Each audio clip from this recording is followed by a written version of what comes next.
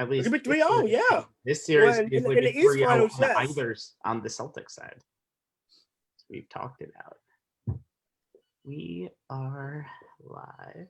We need to record, and we have done so. Give it a moment. And I say to you, good evening, everybody. My name is Stephen Rabinowitz. My name is Jay Kaplan. I'm Anthony Strait. Welcome to On the Sports Lines on a special Wednesday. It is the Hunt for October edition. We have a little bit of a recipe for you this week. We have a little bit of NFL, a little bit of NBA, a little bit of Stanley Cup. What are you doing with your hands, Jay? I know what you're trying to do. A little bit of this, a little bit of that. Anyway, the main ingredient of this show is Major League Baseball because, and I can't believe I'm saying this, the playoffs begin next Tuesday. Yep. Playoffs! Man, 60-game regular seasons are a weird thing. Let's never have it again. So, never again. Never, ever again. Hopefully this never becomes a thing. All right. The all-new Wild Card Series, best of 3 at the Better Team Records home field, will be all new and will be pretty much all next week from Tuesday to Friday. But the MLB finally, a couple of weeks ago, decided to join the world of the bubble. Thanks for hopping onto the bandwagon late, gentlemen. The American League DS and CS will be in San Diego and LA. The National League DS and CS will be in Arlington and Houston. And the World Series will be in Arlington's Globe Life Stadium, which will be the closest they'll ever get to a World Series. Sorry, Texas Rangers. No, you're not. No, I'm not. Anyway, there are some also rules that we'll talk about in effect, including, I believe, Jay, you'll mention the fact that there are no off days. I got a bone to pick with that. Yes, bone to pick. I will disagree with you. So, Jay, you'll start off on your thoughts on the MLB's isolated postseason and their new rules. You know what? I got to tell you, while I'm not crazy about the NBA, NHL playoff format, I'm a bit of a purist when it comes to MLB's postseason. It was never shocker. I know it is, which is, I was never crazy about adding 1 and then 2 extra teams as wild cards. So having 16 teams make the postseason this year makes me cringe. I think it kind of dilutes the postseason in a season that was already one big honking asterisk to begin with. I'm also, as the rabbi pointed out, not crazy about the lack of off days during the series until we get to the World Series like there usually are in a normal postseason. I know that the need for off days doesn't really exist as there are no real travel days, but the fact that it prevents teams from possibly using their number 1 starters multiple times in a 7-game series just irks me. To me, it's just one more bastardization of baseball's postseason as it was meant to be. But all that being said, I do like the fact that MLB is going to a bubble scenario for the LCS and the World Series. DS as well, Rabbi, or no? DS, yes. Well. Okay. Look, and while the team seem to have done an incredible job since the early season outbreaks, I wouldn't want to take any chances as the postseason progresses with the National League, series taking place at Texas's Globe Life Park and Field in Arlington and Minute Maid Park in Houston, and the American League taking place in Southern California at Dodger Stadium and Petco Park in San Diego. There is less chance of outside factors causing an outbreak. Southern California has the suitable weather in October. Texas does as well, but both have the added advantage of having retractable roofs. Another key thing here, and this is something that hasn't been widely talked about, but it is interesting to me, there has not been a single case of on-field transmission in which a player who's been exposed to the virus transmitted that virus to a player on another team on the field. And with daily testing of playoff teams, ideally with rapid response testing with results available in a few hours, tracing potentially exposed players inside a bubble would be a much less complicated process. Is playing the wild cards outside the bubble a cause for concern? Yeah, because crisscrossing the country to play those games increases the chances of a positive test, even though the teams travel via private charters. The hope is the hope that quarantine prior to things starting will mitigate things. And I think after initially proposing a week and a half in quarantine for all contending teams in the final days of the season, MLB kind of backed off that request and agreed with the players' union on an isolation period of about half that long. Sources say that AL contenders would begin quarantining as of yesterday, while the NL contenders whose playoffs would start a day later would begin their quarantine starting today. Will it be enough? I mean, multiple club executives surveyed by The Athletic say they've concluded that at least a 6-day quarantine period at the end of the regular season for all contenders would be enough to keep the risk to a minimum. But, according to one executive there, that there are certain things they can do to mitigate some of the risk, but full-on mitigation is never going to be possible. Quote, it's just the world we live in. Look, I may not be a fan of this postseason format, but I will still be rooting for the Yankees to take home World Series title number 28. Having to run this type of playoff gauntlet in order to do so may be almost as tough as the 162-game gauntlet of a normal season. Maybe. At the end of the day, I'm just hoping they manage to complete the postseason without any COVID-related issues, guys. Yeah, no, I echoes the argument. I mean, right now, I think my biggest worry is that they actually get through the postseason. Like we both talked the last few months about the NHL and the NBA kind of keeping our fingers crossed, and even with the NFL now, we keep our fingers crossed. Like, okay, let's see if we get through week to week and try to get through these games and no positive tests come back. We're seeing a lot of issues with college football struggling, mainly Notre Dame, like the biggest name that had a case of COVID, and having to reschedule their football game that was supposed to be this weekend. The structure and the format, you know what? I'm not a big fan of not having days off either, but these are baseball players that kind of used to the routine of playing every day with maybe one day off or two throughout the week. And obviously with no travel days, you don't really need that. But it does kind of give a team that has a really weak pitching rotation at least at a disadvantage, because you can't use your ace more than one time throughout that week. Because you think about it, if you manage to sweep at least hit 2 out of 3 or sweep your first round series, you go straight to the division series, but you're not getting any days off. So you're kind of hoping that whoever you will play in that division series bracket kind of goes to the full 3 games, so they can try to get that extra day and maybe bring that 8 starter back for a game 2 or 3. So there's a lot of strategy that kind of goes on with this, and we've seen a lot of contending teams having issues with starting pitching, and even with even bullpen problems, because the short season you can't really get around the fact that guys can't really pitch for so many innings because they didn't have a full spring training. And it's around a time like it takes literally a couple of months into the season for guys to really get into a routine. You're seeing really good hitters struggle throughout the year, and you're trying to throw the numbers out the window because it's a small sample for 60 games. Yep. But as far as the bubbles itself, I like the fact that the World Series is going to be on a neutral site. It's unique, at least for this year anyway, in that the team with the highest percentage is a designated home team, not necessarily based on win-loss record. So that pretty and also it's universal DH. So the one advantage that the American League always had going into a World Series is out the window, because now the National League has it as well. So these are very unique circumstances as far as what we're going to see in the postseason, but it's going to be very interesting.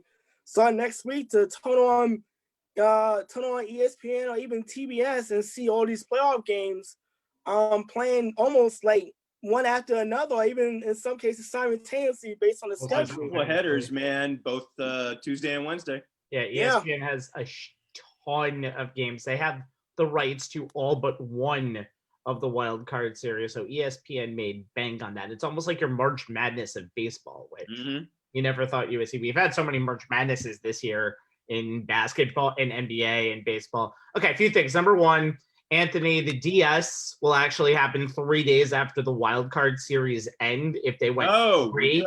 We do have time off. Okay. So you do have a little bit of time off in between that. So that's not too big of an issue.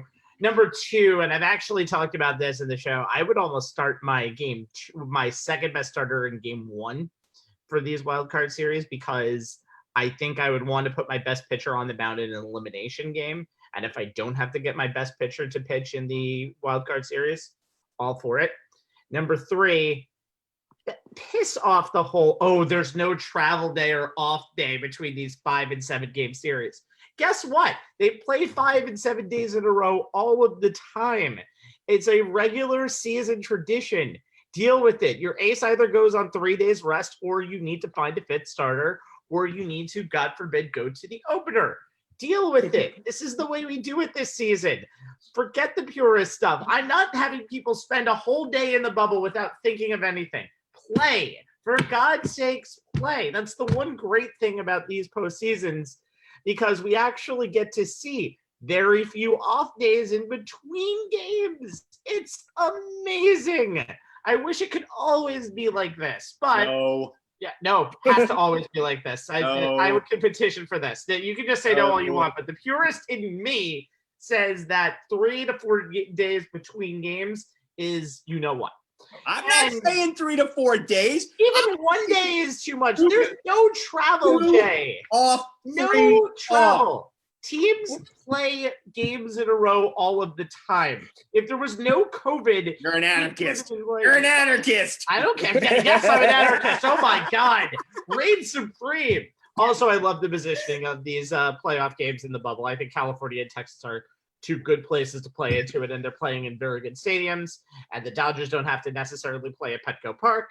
The Dodgers don't play at LA, and vice versa with the Astros. They don't have to play in Minute Maid Park. I think right now this is a very good solution, and I'm a little worried that baseball will go to this permanently. No, no. If Manfred sees the dollars in this, he will consider something like this. Would have to get approval from the Players Association. Listen. If the Players Association if 16 teams make the playoffs in MLB, guess what? I think the MLB Players Association would be all for that. You think teams like Miami and Toronto aren't salivating at the fact that they're going to play postseason baseball?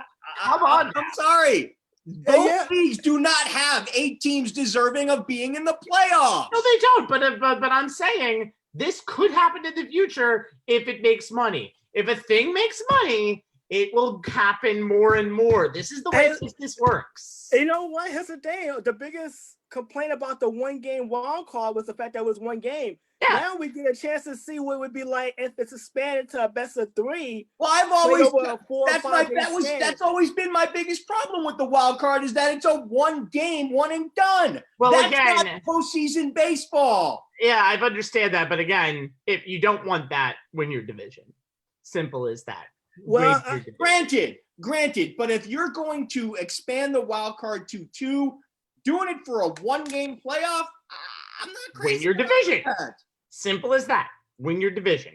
Regular season means but here's the thing: if you're right, I agree, Rabbi. Which is why this whole 16-team thing dilutes the regular season. The only reason they're doing it this year is because 60 games is definitely not even close. That's why I'm saying this year, fine. But if they play 162 games next year, I want the regular playoffs back. You're telling me money isn't an issue? Come on now. No, I'm telling you that if they're able to play a full season, they don't need to do these freaking crazy ass things in order to make money because they'll get the normal money they get from playing a full season. My God. Yeah, I'm with Jay on this one. If they can play a full season, that's all great. But I would love to see that 1-game playoff get stretched to best of 3 with the top wild card getting the home field. Like what we're going to see next week. I mean, it's a good little test to see how it would play out. But if Roger Manfred does expand and if MLB does expand the postseason, I would say they would do it in that fashion because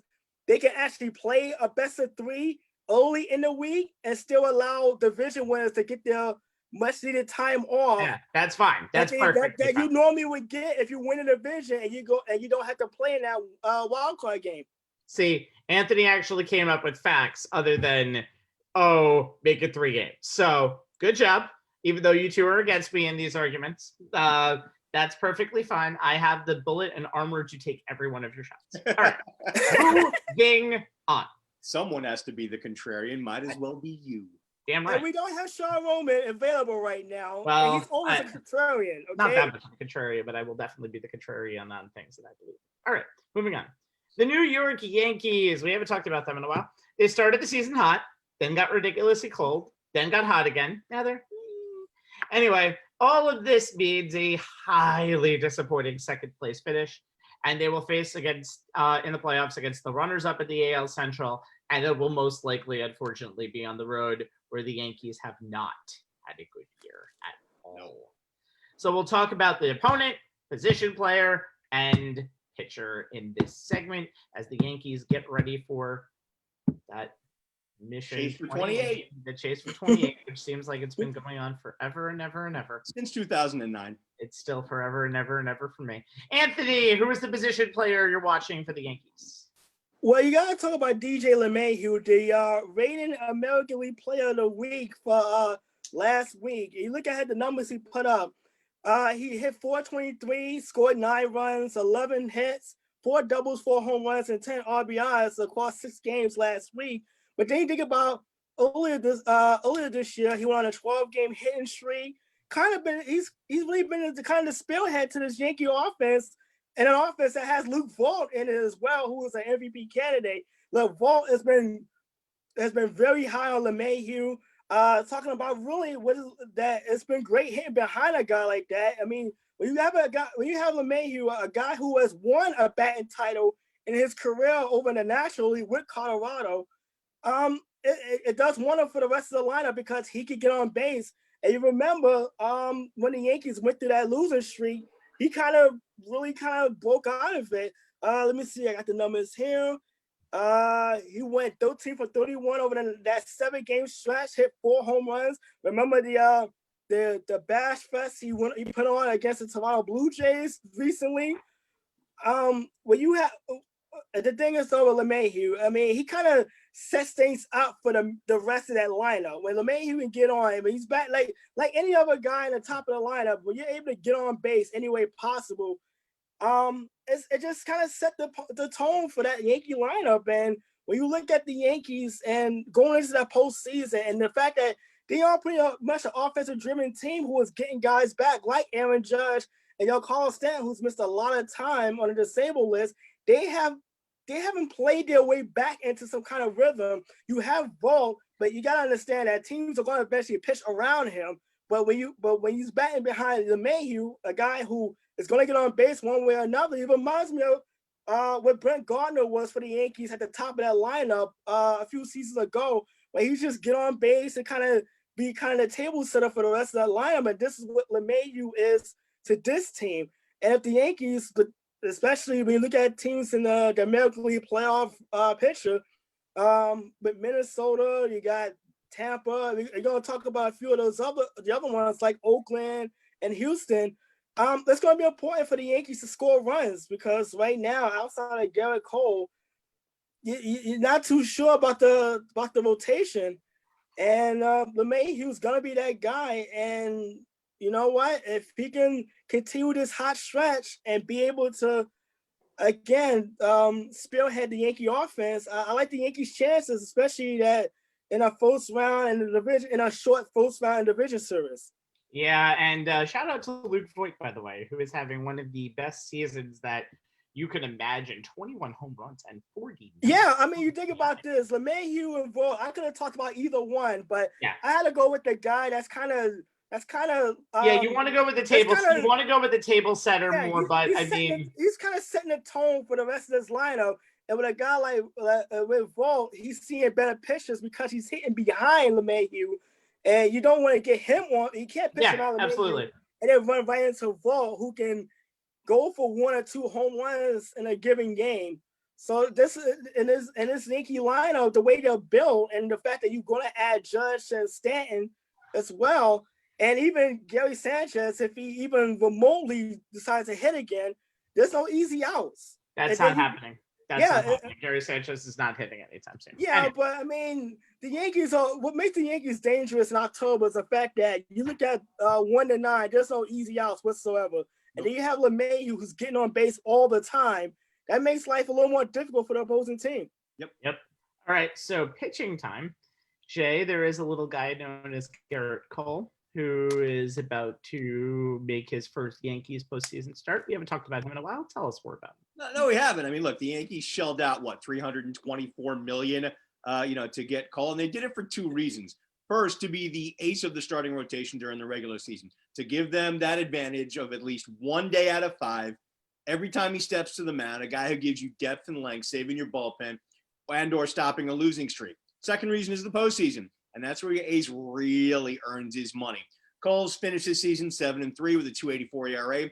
He's allowed just 3 runs in his last 27 innings. It's a 1 flat ERA with 34 strikeouts against only 5 walks. Opponents are hitting 147 against him in that stretch.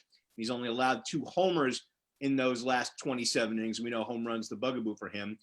That's a home run rate of 0.67 per 9. All of this, interestingly enough, once Boone switched to making Kyle Higashioka Cole's, battery mate every time he takes the hill. And I think you'll see that continue when the playoffs start next week. This is a guy whose season whip is under 1. His Ks per 9 is around 12. He's allowed 14 home runs this year. He's averaging about 1.8 per 9. But, we all know Yankee Stadium is much less of a pitcher's park than Minute Maid was for him last year in Houston. That said, Cole's actually pitched better at the house that Jeter built than he has on the road. He's 4-1 with a 2.09 ERA at home, 2-2 with a 4.28 ERA on the road before Tuesday night start in Toronto. But that's just indicative of the Yankees as a whole. And Rabbi, you alluded to it earlier. They're 21-7 in the Bronx with a +71 run differential, 11-15 on the road. Their run differential shrunk from -16 down to about -4 with that 12-1 win Tuesday night. Overall, guys, I think Cole's been as advertised. I mean, that start in Toronto last night was the type of start we've come to expect from him. 7 innings, 1 run, 7 strikeouts, no walks. Yeah, he allowed a home run, but, he's slated to start the season finale against the Marlins on 9/27, but we all know he's not going to. So that he's set up to pitch game 1 of the Yankees opening round series. And Rabbi, I believe right now it's slated to be against the Twins if the season ended. Barely, Abe. We'll get to that in a second. So it could be the White Sox by the time we all convene next week. Look, we all know that Masahiro Tanaka is a solid postseason starter. He's 5-3 with a 1.76 ERA since donning the pinstripes. Once you get past him, who are the Yankees really going to run out there? I mean, Anthony, you alluded to it earlier. Look, J.A. Happ's had a solid season, 3.25 ERA and a whip that's a little over 1. But, I mean, his career postseason numbers are a cause for concern. 1-3, 5+ ERA, a whip of almost 1.8. 11 hits per 9, almost 5 walks per 9. Jordan Montgomery's starting to run into form, but he's never pitched a day in the playoffs. Debbie Garcia is a rookie, and I don't know if I'd run him out there. Look, this means that the Yankees need Cole at his best, once October baseball starts, especially since the opening round is best of 3. The good news is that Cole's postseason, numbers bode well. He's only 6-4, but his ERA is 2.6. His whip is under 0.9. He averages a little over 5.5 hits, only 1.2 homers per 9 in the playoffs, which is better than his career rate. His strikeout to walk ratio is 10.7 to 2.2. And having the Yankee offense back to being 100% healthy, as Anthony said, and, that Yankee bullpen gives the Bronx Bombers their best chance to win anytime Cole's on the hill. They got him for October. They'll need him at his absolute best every time he's out there. The only question is, with the best of 3 wild card series, best of 5 DS, and best of 7 league championship series, each taking place without much in the way of off days in between games. How often are the Yankees actually going to be able to run their ace out there? It's going to be interesting to watch to see how Boone elects to deploy him. When we said earlier in the week in our production meeting that the AL Central second place team is probably going to be the Twins. Oops. Looks like it's going to be a race to the finish to see who the Yankees are going to play in the first round, because as of tonight, the White Sox, who have lost 4 in a row, are now in a flat-footed tie with the Minnesota Twins for that AL Central lead. So let's talk about the White Sox first. You have 2 MVP candidates on this team. Jose Abreu, who has been their star for many, many years and has really had a playoff appearance to show for it.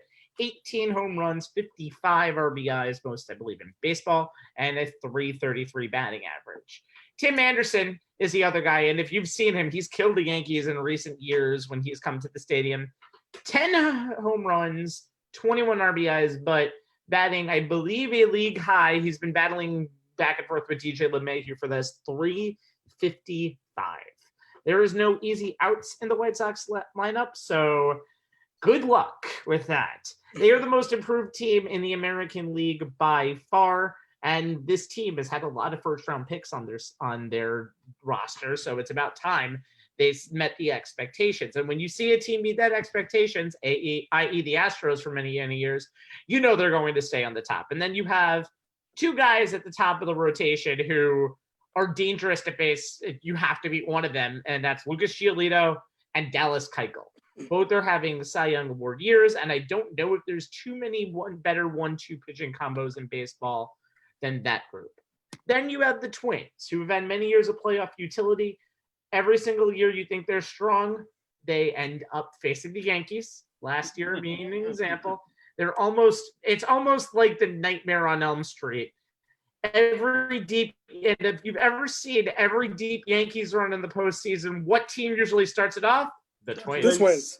Yes. They have a lot of home run hitters on this team. Even though Target Field isn't really the biggest home run bandbox, you have 4 double-digit home run hitters again this year: Byron Buxton, Miguel Sano, Eddie Rosario, and the 40-year-old ageless Nelson Cruz, ladies and gentlemen.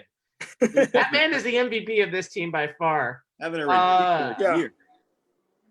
Sorry, caught something in my throat there. Kenta Maeda will probably pitch game 1. I don't think he can go pitch for pitch with Garrett Cole, but he needs to get them to a 6th and 7th inning to get to the Yankee bullpen, which has been highly suspect this year. And these are 2 teams that can mesh.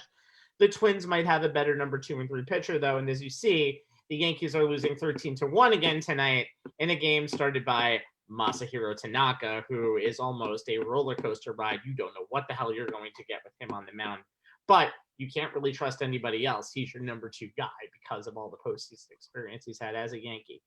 And then the Indians are 2 games back. So Jose Ramirez has had an outstanding year. 286, 17 home runs, 44 RBIs, a 975 OPS. With all the struggles that team has had this year, who the hell knows what to expect from that? One thing that has to change, though, is the Yankees on the road. If the Yankees can improve their road record, they going home.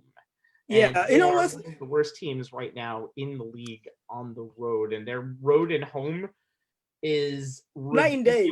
I would say. I would say this though, but I would say though, knowing Chicago's the White Sox Stadium and Target Field in the winter, like in the fall, it's a little more cooler. It tends to be more pitcher friendly. I would think that actually worked to the Yankees' advantage, particularly if you're going to start Garrett Cole, because his one hiccup this season has been the home run ball. And obviously, if you got a cold night and the ball's not carrying, that definitely works to Garrett Cole's advantage, where he can actually go for the high pitches, the high fastball, and just get those long fly ball outs. Absolutely. In Target Field, where the dimensions are much deeper than Yankee Stadium. Even though we've seen the ball jump out during the summer, but in the winter months, the home runs drop considerably. But just think back to last year's division series, where it's like the Yankees were just going for their own personal home run derby in Yankee Stadium. Then when the scene shifted to Minnesota, it was more of a low-scoring pitcher. They won both types of games, though, because they can win both types of games. I mean, it could work to the Yankees either way, and also in Chicago is the same way. I don't know who I would want to face. I think going to aggressive field would be the one avenue where the Yankees probably don't want to play a 3-game set because the Yankees are so good at home. Absolutely not. But the good thing is Cleveland is 15-11 at home, Chicago is 17-10 at home, and Minnesota is a league best 22-5 at home. So I think Chicago and Cleveland, you don't want to play in progressive field. And again, one thing that the Yankees don't do well is seeing pitchers for the first time and struggling against them. And unfortunately for them, they're going to see that. And that's also a problem. Well, I mean, the shoe's also on the other foot, Rabbi. Though I can tell you, in terms of who I'd least want to face, I don't want to face Cleveland. To me, out of the 3 teams, they have the best starting rotation. I don't want to run into those guys. I don't want to run into any 3 of these. No, I mean, look, I don't know if there is a quote-unquote lesser of 2 evils. Cleveland's got the starting rotation. The White Sox have the offense, and the Twins, like you said, they just dominate in their home park, and the Yankees are going to start the playoffs on the road. I don't think there's a lesser of 3 evils anywhere. The only even remote advantage they have, with the Twins is the ghost of playoff past. Yeah, and we'll see. There's a lot of there's a lot of factors that could change before we hit next Tuesday or Wednesday. I don't know. Remember when the series begins, but Tuesday. Yes. Okay. Thank you. It's going to be a very, very interesting postseason. All right. Let's talk about other teams. The American League was supposed to be the Yankees and Astros and then everyone else. We didn't really have creative World Series picks, and boy, did we pay for it. Anyway, World, meet everyone else. We have low payroll teams ruling their divisions. As we talked about, Chicago's second city occupant realizing their potential.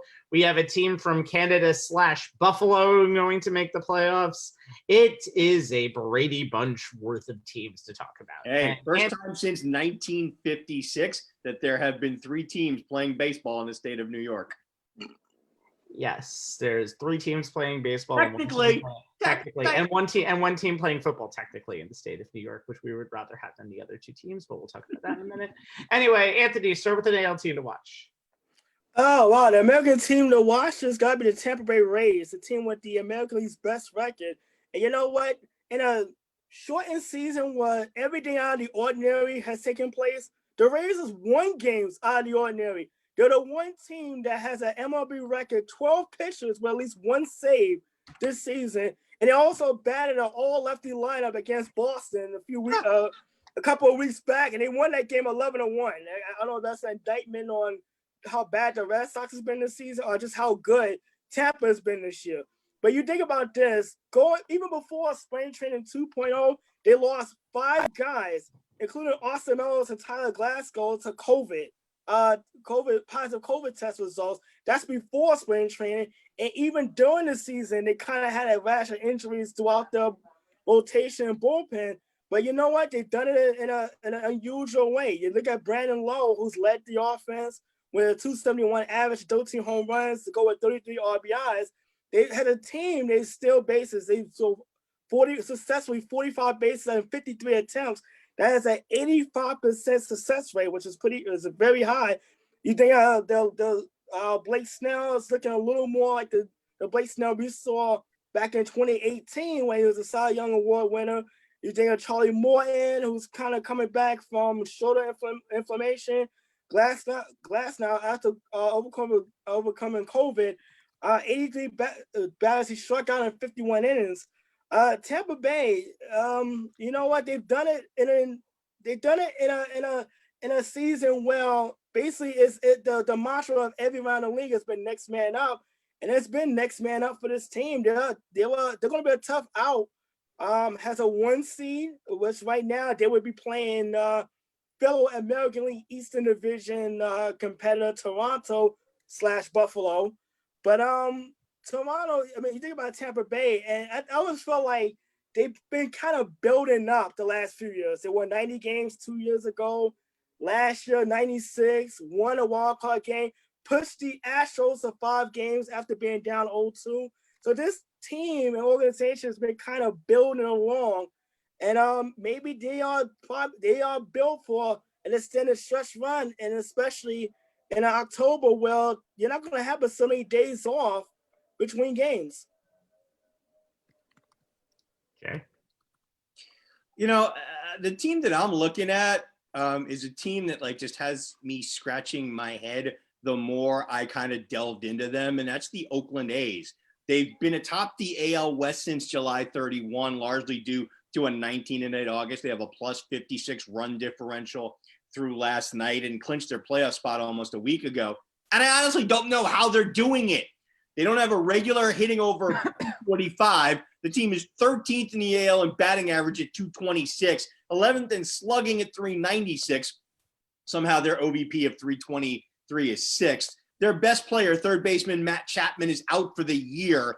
Their home run and RBI leader, first baseman Matt Olson, with 14 and 42, is hitting under the Mendoza line at 196. They're 12th in Major League Baseball in runs scored, 17th in OPS. They have one starter with an ERA under 350, and that's Chris Bassett at 257. Yet they're 4th in the AL in ERA, largely due to a bullpen led by Liam Hendricks that has 3 of its top 5 relievers with ERAs under 2, and an overall ERA of 2.42, while their starters have a 4.47 ERA.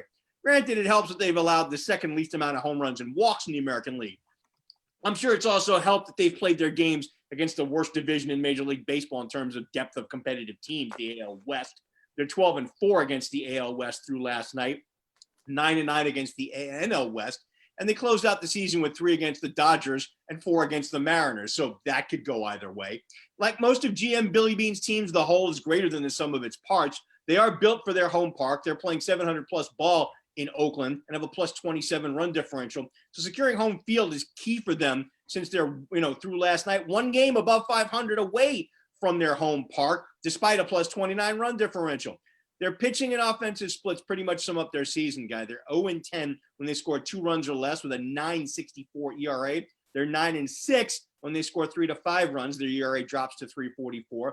13-0 when they score 6 runs or more with a 3.64 ERA. Their offense averages 6.1 runs per game and wins with a 2.44, 3.54, 4.47 slash line. In losses, it's 2.6 runs per game with a 1.94. That's right, under the Mendoza line as a team. 2.66 on base, 3.07 slugging.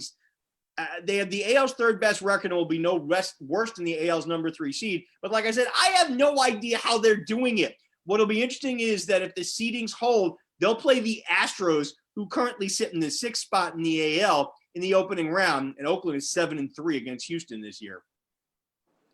Yeah, it's going to be very interesting, but I would like to bury the team that you just mentioned.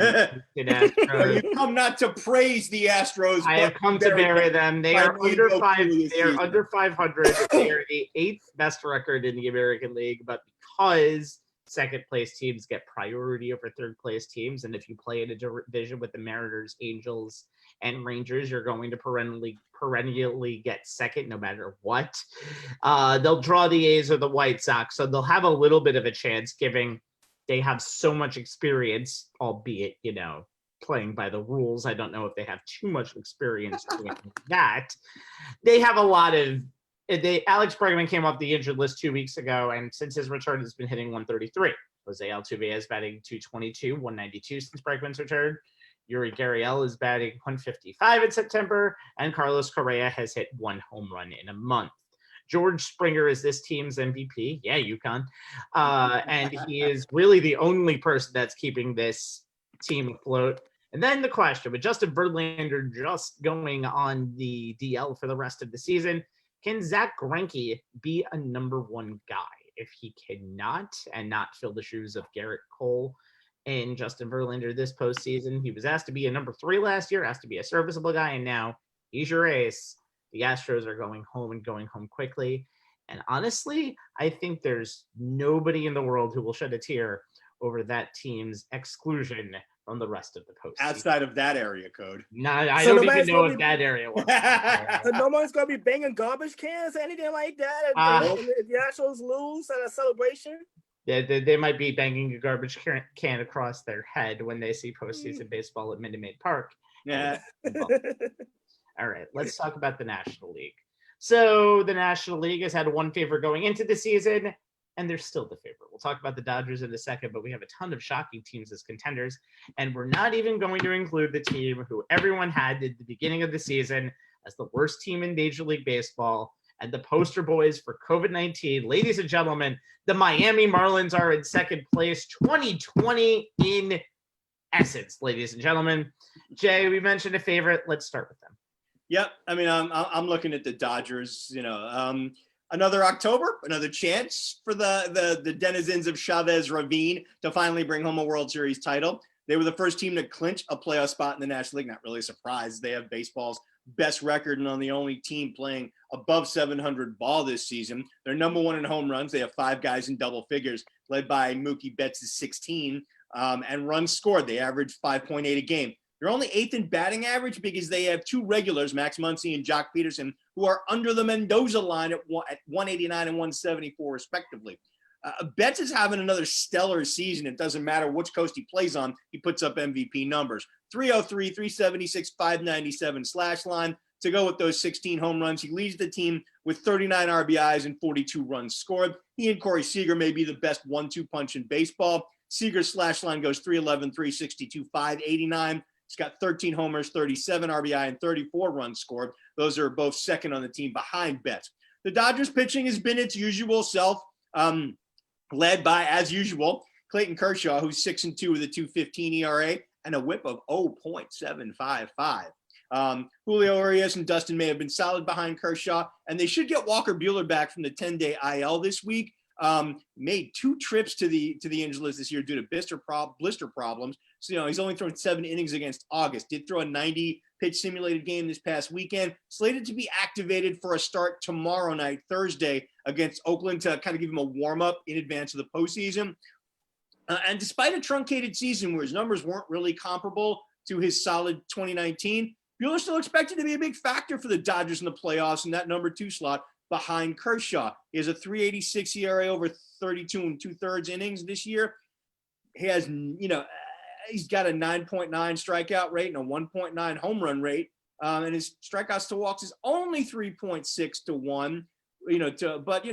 He's recovered. He's been injured most of the year. The bullpen's been solid. Dylan Floro and Jake McGee and Caleb Ferguson, another guy the Dodgers are looking to get off the 10-day DL before the playoffs, setting up the table for setup man Blake Treinen and closer Kenley Jansen. So it's no surprise the Dodgers led the ERA at 3.06 and have allowed the least number of runs or walks. But like I said at the top, it's another Dodger team that on paper is the best in baseball. The question is, once again, can they be the best team on the field? Because as we know, the games aren't played on paper, and the field in October has not been kind to the Dodgers in recent years. Before we get to Anthony's portion of the picks, let's mention the elephant in the room. Let's say the Giants get the 8th seed, which is a possibility. That's going to be amazing. However, Dodgers Giants for the playoffs is amazing. However, what I'm going to get to is this: if Clayton Kershaw has a terrible postseason game like he has been known to do in a bunch of situations, and look at Game 5 of the NLDS as an example. Bad spot to be in, but needed to get those outs. Yep. What will happen to Clayton Kershaw's psyche? What will happen to Clayton Kershaw for the rest of his career? Eventually, all of these postseason failures are going to weigh on him and weigh on him bad. Yeah, it's a tough spot for them to be in, Rabbi, because your ace at the front end of the game is a guy who has dominated the regular season in his career, but struggled in the playoffs. Big time. Hanson, the closer on the back end, is a guy who's put up numbers in the regular season, but has been inconsistent in the postseason. You got to hope that, the team has kind of like come together behind everything. You don't know, though. You don't know. No, you don't. Like, until you actually get on the field. That's one of the things that's that's why I said the recent Octobers have not been kind to the Dodgers after they've put up ridiculous numbers and records in the regular season. That for whatever it is, the minute the calendar flips to October, they do. Mr. Hyde regresses and shrinks down into Dr. Jekyll. I know everybody out in LA is at a loss to understand why. I am seriously in the sports media field who constantly talk about this over the last few Octobers cannot figure out why. Let's see if this is the year, because because it's 2020. Maybe this is the year they actually change the script. You mean being normal would really help out? We'll see. Anthony, being abnormal is what may help them out. Anthony, hey, look, if that Dodger Giants series is happening in the first round, can we get Vince Scully to come out of retirement just for a couple of days? Yes, please. Just a couple of days. Please. Just for that one series. And John Miller to call from the Giants side. Put them both in the line and put them both in the same broadcast booth. I'll take it. Hell yeah. But anyway, the team I'm looking at is as a Met fan, the bane of my existence, and that is the Atlanta Braves, who have won yet another division title, their 20th division title, believe it or not. And this team is literally driven by offense. I mean, when you have a lineup with Ronald Acuna and led by MVP candidate Freddie Freeman, you're going to put up a lot of runs. Like, we think about this. Freeman had probably one of the scariest bouts of COVID before the season. Yeah. And to bounce back the way he did is putting up an MVP caliber year is one of the best stories. And then even for me as a Met fan, even I have to root for that, because hey, look, at the end of the day, say it's a good human being, human interest story, but the weakness of this team, and which kind of scares you, is the star rotation. I mean, outside of Max Fried and Ian Anderson, it's been kind of hit and miss. You think about this. They lost Mike Soroka earlier this year to a torn Achilles, like literally doing a wind-up pitch, and he blew his Achilles. then you think about they lost Felix Hernandez because he opted out. Kyle Wright, I mean, you look at the rest of this rotation. Kyle Wright has looked better as of late, but he's still at ERA close to 6. They was hoping to have Cole Hamels available, but after one start, he shut down for the season. And this put the Atlanta Braves at a disadvantage because you got their offensive numbers. They're second in batting average. They lead the league in runs scored. They're second in home runs, but their ERA is literally next to last or second worst in the league. And if you got to outscore your own pitching staff, that's going to be a bit of a problem. Now you look at the matchup that they would probably draw, and that would be either Cincinnati or Milwaukee, depends on what happened towards the end of this week. But if it's Cincinnati, the only thing you would be hoping if you was Atlanta Braves is that you would be playing in very hitter-friendly Great American Ballpark and not SunTrust Park. Well, Atlanta has done well, but remember last year's Game 5 against St. Louis and that nightmare first inning, I'm quite sure that still hunt Atlanta Braves fans to this very day. When you give up 10 runs and you're out of the game before you even get at bat. Like I said, the Atlanta Braves right now, they're like the Yankees. If they can ride the offense all the way to the end of October, they would. But if you got to outscore your own starting rotation and your bullpen is solid, but if you have to use your bullpen early in the game because a guy get knocked out in a short series, the Atlanta Braves right now, they're kind of the shakiest of if you got the top seeded teams in the National League with that one division. They're kind of a hit and miss right now because you love the fact that they can score runs. You're just not crazy that they can stop the other team from doing the exact opposite, doing the same thing. Yeah, the Braves and the Dodgers are really the two must-see teams, the teams who have been the most solid over the last few years and the last 3 years in the National League. You're all boring. Let's get to the team that really is interesting, and that is the San Diego Padres, who have not been in the playoffs. Yeah, fun to watch. They haven't been in the playoffs since I graduated college in 2006. They look as good as ever. Same here. Yes, but this is my angle. I get to talk about myself. I should have mentioned you too, but this is all about me. Anyway, they're the second biggest surprise currently in Major League Baseball. There are so many surprises this year that's what's going to make this postseason really fun. The 60-game sprint has led to a lot of good stories, and I think the Padres, they were also on the verge when they signed Manny Machado to that huge contract. They were expecting results within maybe 1 to 2 years, and we're in that period now. 16 home runs, 46 RBIs, and 314 for Machado this year. But the man who really makes the Padres go, and the Texas Rangers probably hate enough to throw at him, is Fernando Tatis Jr. 15 home runs, 41 RBIs, 278. The real leader of this team in my book and makes this team go. The Padres can be a win-now team with Machado and can really build for the future. This is the beginning of a huge run for them, I think. They're a truly balanced team. They're going to start the postseason at home. They'll probably play the Miami Marlins in round 1, which is a matchup that I think is tailor-made for them. And then here's another question. We've heard about the COVID issues of Mike Clevenger when he was with the Indians, and they kind of shipped him off to San Diego for a little bit of nothing.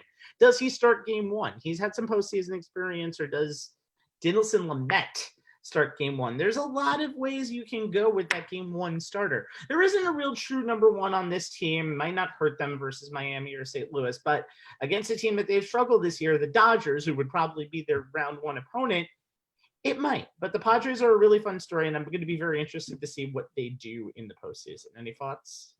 I got to tell you, Rab, I mean, we kind of talked about the Padres at various points. Unfortunately, more for Fernando Tatis's home run and breaking those unwritten rules of baseball.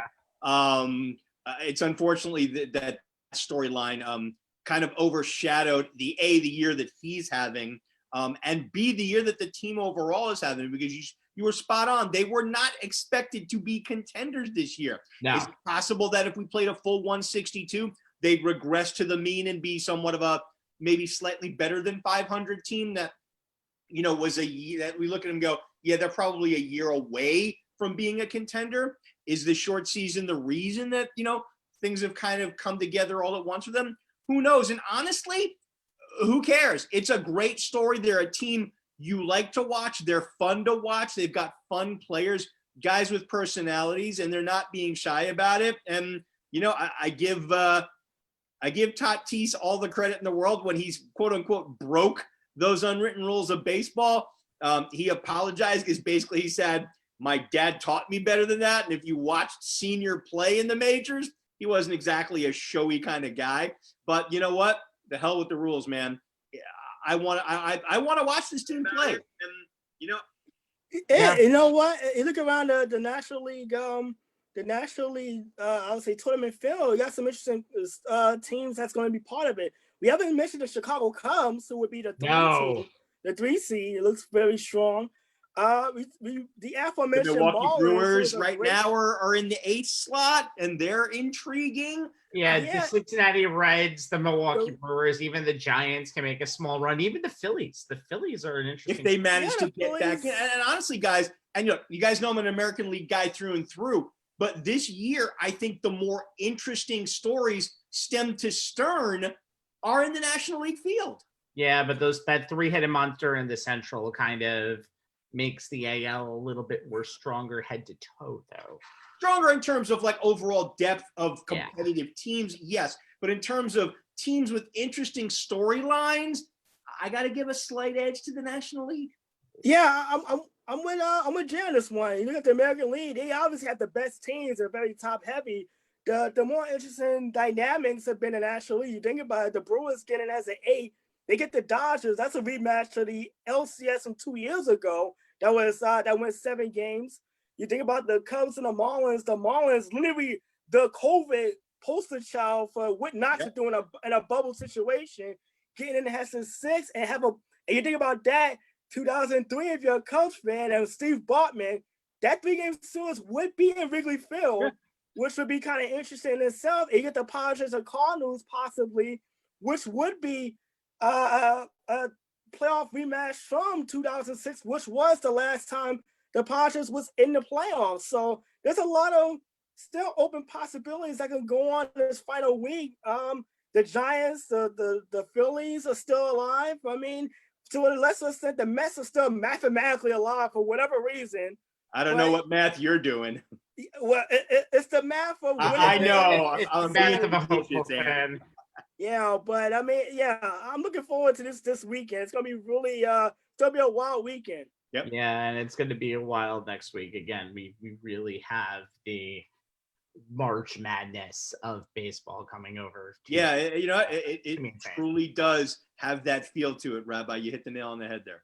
Yes. All right. So moving on, we went through our lawyers and we tried our best, but through the legal obligations of this show, since we are a New York sports show, we're going to have to talk about the local NFL teams. I'm sorry. I'm so sorry. Forgive me. Anyway, we should start with the better team. Let's go to the Giants. 17-13 losers to the Bears to go to 0-2, but they held the Bears scoreless in the second half of the game. They had a legit chance to pull off a second half comeback, and we're literally one play away from winning a game and going to 1-1.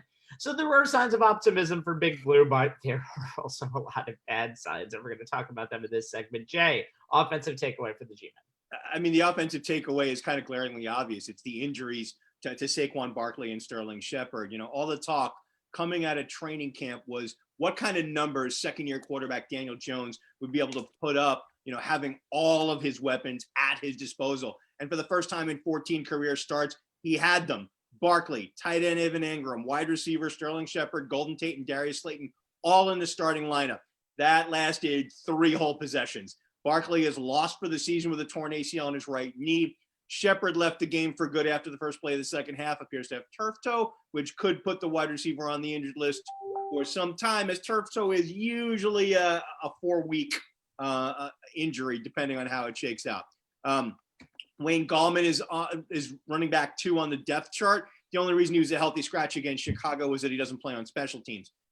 He'll likely be running back number 1 come Sunday, and he's done a decent job toting the rock when Barkley's been hurt. Dion Lewis will be the change of pace guy, third down back. Between them, they can give the Giants some of what they lose with Barkley out, but you really can't replace a generational talent like Saquon. The Giants did sign former Falcons running back Devonta Freeman to give them some depth at the running back spot. He could get some playing time this Sunday, but more likely it'll be week 3. But this is a guy who's been a running back 1 with a pair of 1,000-yard seasons on his resume, and he's also a solid receiver. In terms of the receiving core, the loss of Shepard is easier to deal with. Golden Tate is back, and we'd like to believe that Darius Slayton can rebound from an inconsistent game. He only had 3 catches on 6 targets for only 33 yards against Chicago.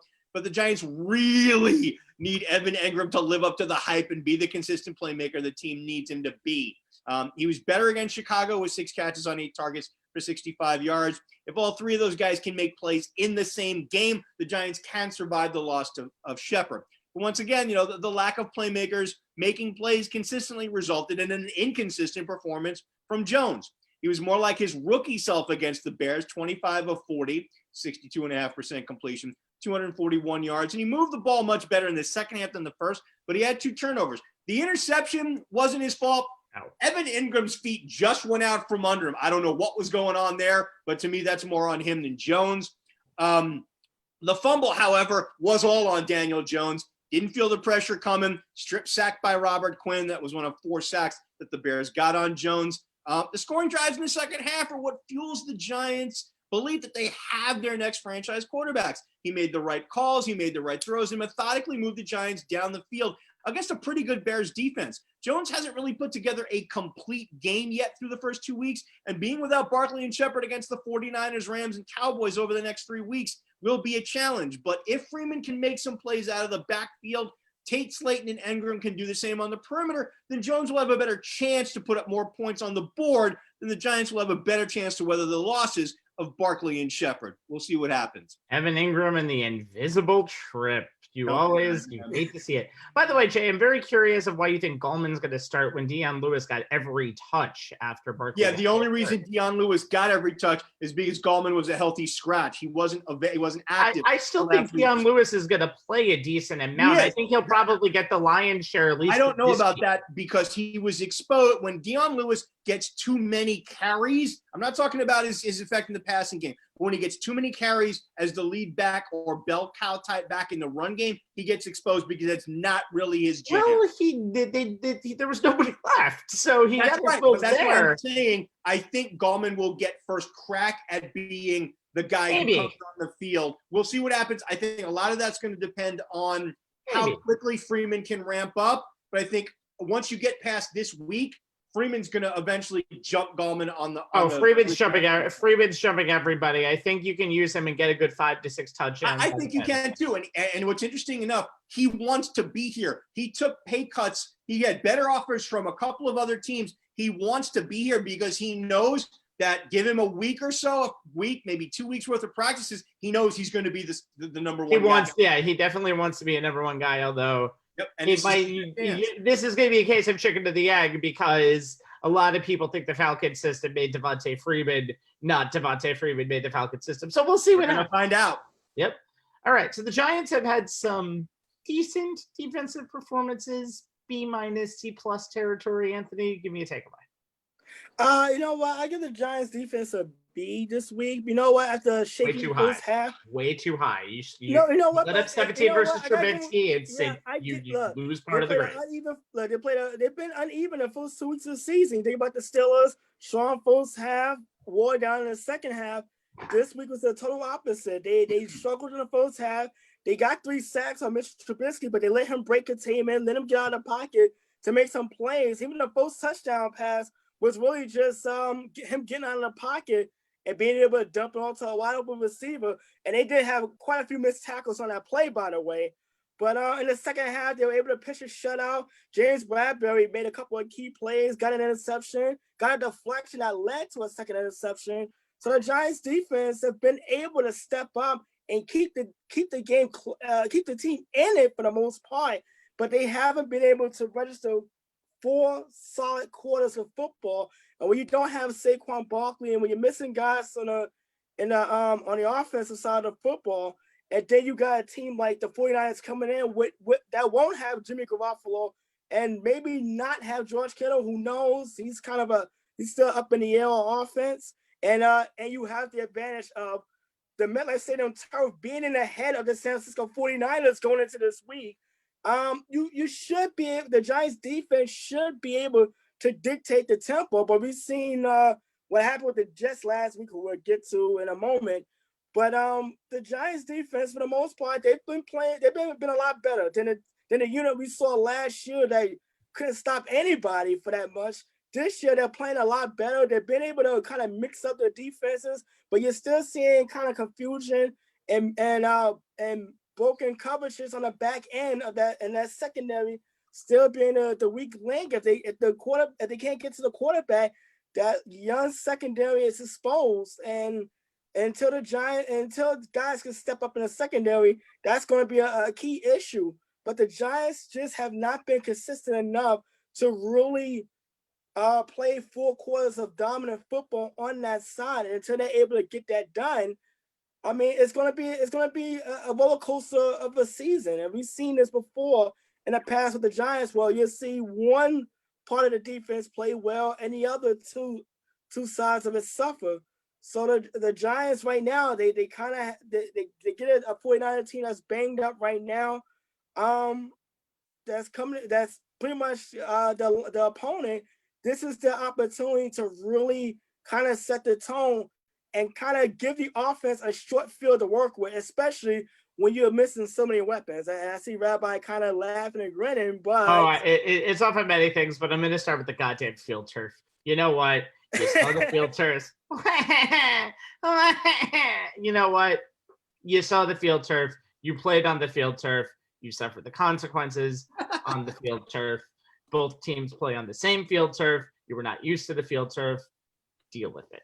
I think it's going to be a very interesting storyline, by the way, going into this week, because I think the field turf will be on the back of the 49ers' heads. Mm-hmm. But I think they'll overcome it because, again, they have a little more talent than the Giants do. But I don't like the way that they've gone about it, and I feel like this is going to be more of a story than the game itself. Let's talk. And the funny part about this is that the 49ers play in a stadium with one of the worst grass fields in football.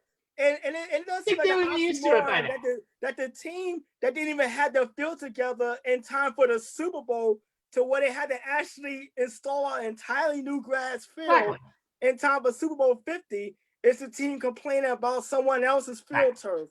It is hilarious, but you know what? They had a lot of injuries, a lot of ACL, but guess what? Get in line, pal. That's been going around this entire week as far as ACL injuries. All right, let's talk about the two of the replacements that we'll see this week. Kittle's a game-time decision. I don't know if Kittle should risk this game itself to play. He has a Sunday Night Football game against the Eagles coming up, and I think the 49ers are going to need a way to find their 9 wins, and if they can steal a win here, which I think they will, I think Kittle should be fine where he is. Let's talk about Nick Mullins for a second, the guy who's Garoppolo had a high ankle sprain. He didn't practice today. There's a very good likelihood that he's not going to play on Sunday. And Nick Mullins is a guy who's played the Giants before, played them 2 years ago on a Monday Night Football game. 27 for 39, 250 yards, 1 TD, 2 interceptions. They're about the same team wide receiver-wise as they were then. You still have Marquise Goodwin, but I think that they're a little more seasoned. So it'll be very interesting to see how Nick Mullins plays with this against this team in this position this time around. There's a lot of people that think if Nick Mullins starts to do well, he could eventually be the starter, because Garoppolo has been one of the most heavily – a couple of people, because we live in a hot take world. But that's who's going to start a quarterback. And then you have Jerick McKinnon, because of the injuries to Raheem Mostert, who will probably miss the next 2 games, and Tevin Coleman, who's going to miss at least a month. McKinnon is exactly what you said, Jay, about Dion Lewis, is a guy who you want to get the ball every 3 or 4 times and go for a 10 or 15-yard play. You can't really see him being a 15, 16 carry back. And for a team that really relies on the rush, and again, is going to have Nick Mullins starting at quarterback this week, they need that. But I think it's going to be a war of attrition this game.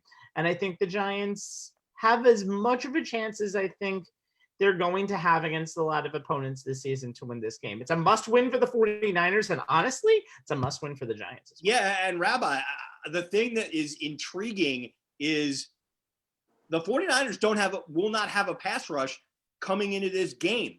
Bosa's out. Thomas is out. Yes. Two bookend guys who supply a lot of the quarterback pressure that, we saw Sam Darnold be under this past week. Jones should not have those kinds of issues. He should have a pretty stable pocket more often than not. And it'll be interesting to see if he has the extra time to throw, because the Niners, at least on paper, don't appear to have the ability to mount much of a pass rush. If he has time to sit back there, can he pick that secondary apart? It'll be interesting to see. Yeah. Giants are an interesting team. A lot of people have them pegged as the second worst team in football right now. I don't believe that, but we'll see. However, people have the Jets pegged as the worst team in football right now, and they're living up to expectations, my friends. Living up? Isn't that living down? Living up to the expectations. Jets stunk, plain and simple. No other explanation. They lost 31-13 to the Niners on Sunday, but to a weakened Niners team, and that 18 points was not indicative of the score. Guess what? It's a fool's gold 31-13 loss. 2 weeks in a row. Yes, and this is the team. It's a fool's gold team. Yeah. So the 49ers didn't go a minute without losing a player, but looked like the same team that made it to the Super Bowl last year when they played the Jets. So boys, line up for the negative station. We start on the stop of Jay. What is your offensive takeaway for the how utterly unprepared the Jets look again, and it's all on Adam Gase.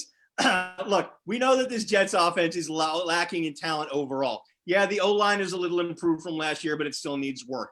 Yeah, the running back situation is average at best. We know Frank Gore can still grind out yards, and he did last Sunday, but there is no home run threat, especially without Le'Veon Bell. The receiving core is below replacement level, especially with wide receivers Jamison Crowder, Denzel Mims, and now Rashad Perryman, who, all who are hurt. Perryman is the latest, getting hurt after catching that TD pass from Darnold, and TE Chris Herndon has been inconsistent. Another New York tight end who has yet to live up to his hype. All that means is that quarterback Sam Darnold doesn't have much to work with, which could have something to do with his questionable decision-making, which from one standpoint could be viewed as him forcing things in an attempt to make plays for an offense that has been about as vanilla as it gets, shows no creativity, no innovation, and seemingly zero halftime adjustments.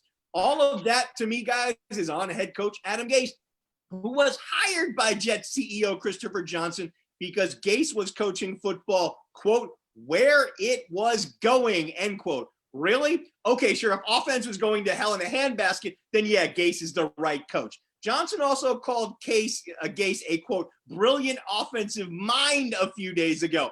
That's an oxymoron if I've heard one. I don't know where that brilliant offensive mind is these days, maybe somewhere in Miami, but it definitely has not moved to one Jets drive along with the body of Adam. He wasn't even that good in Miami, by the way, ladies and gentlemen. He was good going into Miami when he was an offensive coordinator, and then he did nothing with Ryan Tannehill, and you see what he's doing now in Tennessee. All right, you're taking my thunder here.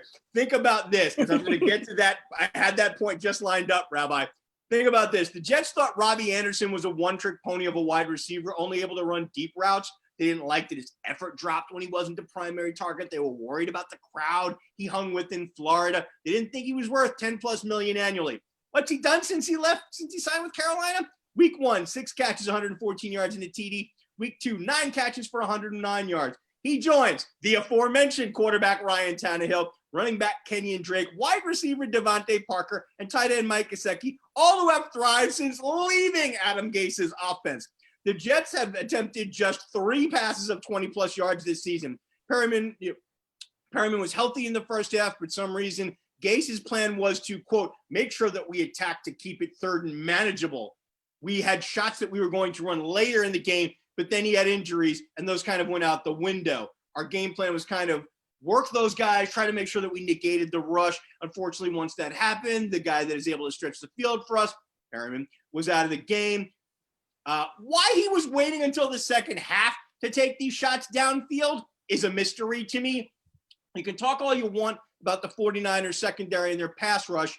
but they lost both Bosa and Solomon Thomas early, yet Gase still didn't play call like he wanted to beat the defending NFC champs. He called the game like he just didn't want to get blown out, and he got blown out anyway. The Jets had just 277 yards of total offense. They gained just 17 first downs. They converted just 36% of their third downs. Darnold went 21 of 32 for just 179 yards in that one TD. 76 of those yards came on said TD on the game's final possession with the game over. Chris Herndon, highlighted by Gase all offseason as a massive offensive weapon, caught just one pass for 5 yards and had a brutal drop in the end zone. That type of offensive output is just not good enough to be competitive, let alone win games. What it may be just good enough to do is get Adam Gase gone by season's end, if not sooner. Jamal Adams may have been right all along that Gase is not the right man to lead Gang Green. You think? Yeah, it happens once in a while. Oh my God. I have not seen a worse head coach, honestly, since Rich Kotite. And Kotite was at least liked by Jets faithful. Yes, I can't think of anybody else right now. I really can't. It's laughable. All right. So, Anthony, if you give up a 3rd and 31 during the game, that should really tell you what your defensive takeaway is. If you give up an 80-yard run at the beginning of the game, that should tell you what your defensive takeaway is. But go ahead. You know what? Unprepared, lack of effort, laughable. Stop me if I'm leaving something out, because literally the first play of the game, you give up an 80-yard touchdown run to Raheem Mostert where he was literally untouched. I never seen that before. An 80-yard touchdown run when the guy was hardly breathed on. And then on a 3rd and 31, you give up a 55-yard run. Run! To his Not even a passing play. A run! Yeah, it's a give up. And you give up a 55-yard run. Look, you mentioned it. I have never seen a Jet team this bad since Rich Kotite was coaching them. I'm thinking about that 1-15 1995 Jet team that just looked like a really bad scrimmage in a stadium where it was empty. Right? It felt that way when you watched the game on Sunday. Look, they gave up 131 yards on 8 of 14 passes to Jimmy Garoppolo in the first half before he left the game because of an injury. They gave up 359 yards of offense without Garoppolo in the lineup. They got torched for 182 yards on 29 carries on the ground. And this is when Mostert left the game, and they still couldn't stop the backup, Jared McKinnon. Look, I have never seen, I don't know, like I said, it's been 20 plus years since I've seen a Jet team look this woeful on the field. Like, and it's embarrassing. It was like literally embarrassing to watch. They should be happy that there were no fans at MetLife Stadium to boo the heck out of them out of East Rutherford, New Jersey. They were just pitiful. There was no shortage of criticism that Adam Gase doesn't deserve right now because it's been atrocious. I mean, you have to start at the top, and it's coaching. Like, are you preparing your team week to week as far as what's going on? Because they looked unprepared against Buffalo and fell behind 21-0 before you knew it. And this week, they fell behind 7-0, literally before the other 1 o'clock games went into their kickoff. So it was just an embarrassing display, and it's only gonna get worse. I mean, it's like Adam Gase can't get fired soon enough. It was so, and I felt bad. I feel like I jinxed Jet fans everywhere because on the show two years ago, I even called it. I said the Jets are gonna hire Adam Gase because he was familiar with the AFC East. Little behold, literally the next day, they did exactly that. I had to apologize to Jet fans everywhere because I really feel like I jinxed them. I feel really bad about that. And it's like, you know what? You deserve so much better than this. You know what? I remember a couple of seasons ago, and this was this was a couple of years ago, Monday Night Football, when it just got blown out 41-0 to the Colts, and I thought that was bad as far as lack of effort. That was nothing. Sunday just kind of took the Wasn't game. that to like an under 500 Colts team too, if I recall correctly? That was a Colts team that was led by Andrew Luck. I think they kind of squeaked into the But they were playoffs. 7-7, I think, at that point when they played. It was embarrassing. There's so many embarrassing moments. Guys, Anthony, you can try and take some of the blame, but just remember this. When we did the show right after they hired Gase, Nisa kind of basically put it out there, and she warned us all that this hire was going to come back to bite the Jets in the ass. They only said that hire was going to come back to bite them because he said it was going to come back to bite the Dolphins in the ass. He actually liked Gase and didn't know why he got fired from Miami. So we see Adam Gase is a guy who just shows all of this and then he sucks. Okay, moving on to the Colts, the opponents for this week.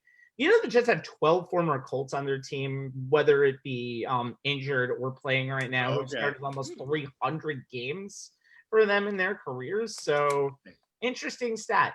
There are two different Colts teams that we can see. We can see the Colts team that lost to who Anthony had described as the team who would be the previous worst team in the league, who was actually surprising a little bit in Jacksonville in week 1, losing 27-20. Minshew Mania, baby.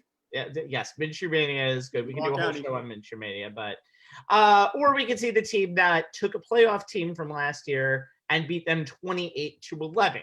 We can see a team that made sure that Minshew Mania was alive and well when getting Gardner Minshew a 19 for 20 stat line for 173 yards, 3 touchdowns.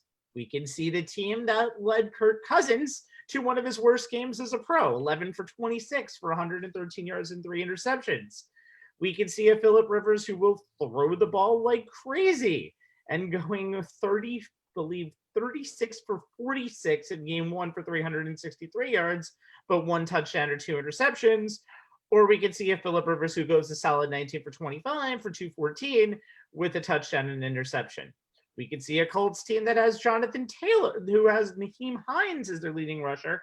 Marlon Mack got injured and he's done for the year. Or we can see a Colts team that gave Jonathan Taylor from Wisconsin the rock 26 times for 101 yards and a touchdown. We can see a team who will feature Mo Alley Cox or will not feature Mo Alley Cox as wide receiver, the former VCU tight end. There are so many things that we can see with the Colts. We have no freaking clue who they are yet. We don't know how good they can be. We don't know what Phillip Rivers is actually going to mean to the team.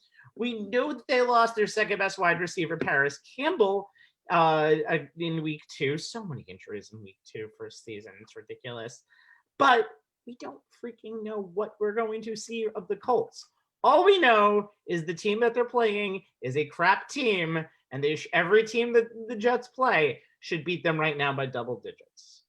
Just saying. Yeah, I told my old college roommate who's a diehard Indianapolis Colts fan. I was like, look at the schedule for this week. Merry Christmas. You get the Jets in week 3. And you know what?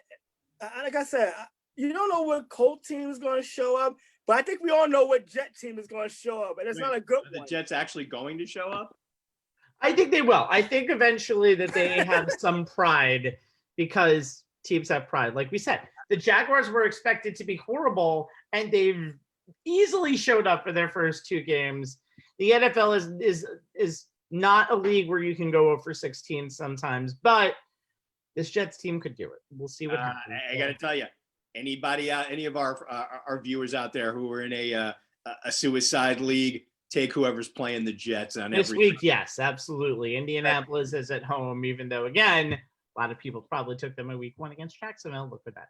Mm-hmm. All right. So the West, yes, yeah, you know that very well. All right, let's move on. The Western and Eastern Conference Finals in the NBA will each wrap up within the next week, and we could get the ultimate warm weather series where no one travels in Miami versus LA. Both teams are currently up 2-1 in their series. Miami is currently up 4. as Game 4 is going. So is it 6 now? That series is going. That game is going so back and forth. The moment I look again, it'll probably be Boston up by 2. So we're going to do both series, and we're going to start with Celtics Heat in the East, and we welcome Jay now for his Miami take. For Miami, need more Jimmy buckets. Look, I understand and appreciate that Butler is a star who doesn't care how many shots he gets. He doesn't go hunting for his own shots. But his Game 3 showed the Heat need him to be more aggressive on offense, looking for his own shot, especially early in the game, to set the tone for the Heat offense. He wasn't, and it wound up biting the Heat in the ass. It's great that Goran Dragic was scoring the ball big time in games 1 and 2, but Butler has to recognize that when his teammates are struggling against the Celtics defense, he has to pull a LeBron. LeBron torched the Nuggets out of the gate in the last game with 20 points in the first half to set that tone. Granted, that tone didn't hold, and he let AD take over from there, and then came back in the fourth quarter to make plays to help get the Lakers over the finish line to win Game 2, even though it was AD's shot that won it. The Heat need more of that from Butler. We know that he's one of the NBA's best fourth quarter scorers, but he can't wait till the final 12 minutes before he shows up and starts looking the ball.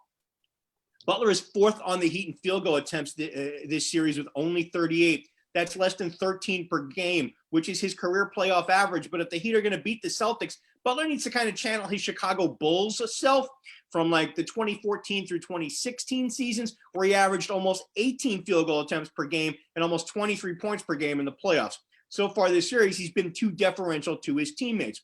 Look, having faith in your teammates' ability to put up points is admirable, but when your season is on the brink against a team that has the type of offensive weapons the Celtics have, and Anthony's going to tell you more about that in a minute, your superstar has to be a superstar and put up superstar numbers. As the guys at The Athletic said, how many espresso shots does it take Butler to make his stamp in the half-court offense before it's too late?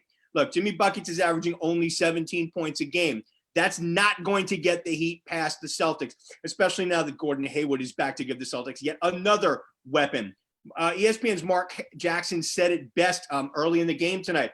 Butler can't stay in chill mode until the fourth quarter, then try and take over the game. He needs to be a playmaker from jump. And no disrespect to Bam Adebayo or Goran Dragic, but if Butler doesn't start taking over the game from the opening tip to the final buzzer, the Heat aren't going to be taking a trip to the finals. I mean, look at how it's going tonight.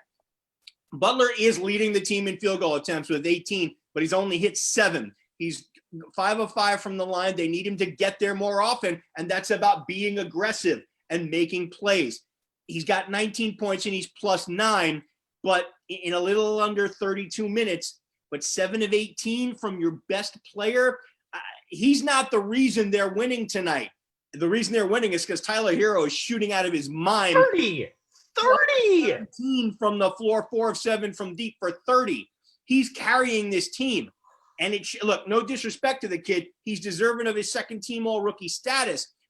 But if Butler can't go 7 of 18 in a playoff game, they need more from him. We'll see if he shows up, if fourth quarter Jimmy Butler shows up for the remaining 6 odd minutes that's left in this game and helps them close it out.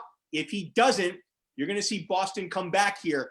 And then we got a series, folks. Then we got a series. Where the hell did Tyler Hero come from? University of Virginia, buddy. Right. Well, Miami needed a hero. They got one. Yep. Oh, my God.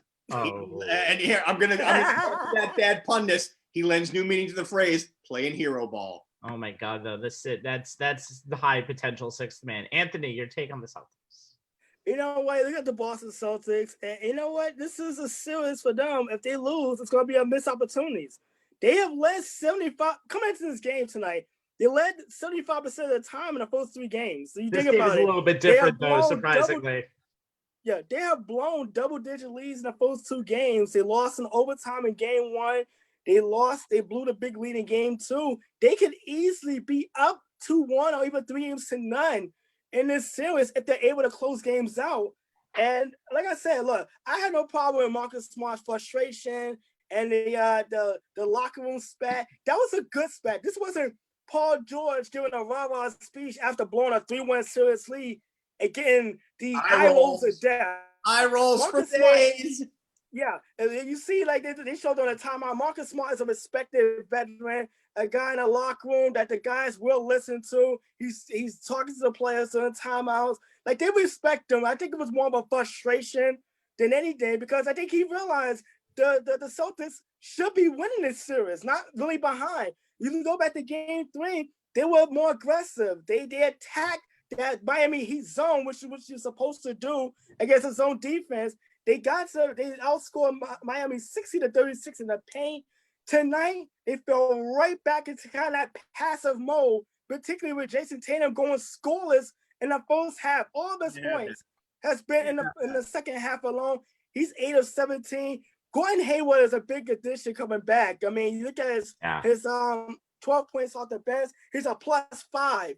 But then you look at Kemba Walker, who I said last week needed to really step it up. He's a -12. He got 17 points, but he is not being aggressive. He's not asserting himself. Jaylen Brown is 15 points.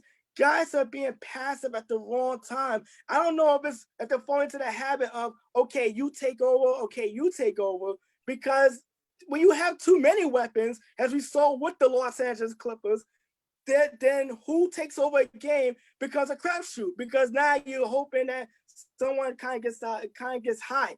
And right now, you look at Boston. If they lose this series, they're going to go back to the first 2 games of the series where they should have won. They had Miami beaten and dead to rights and let it slip away.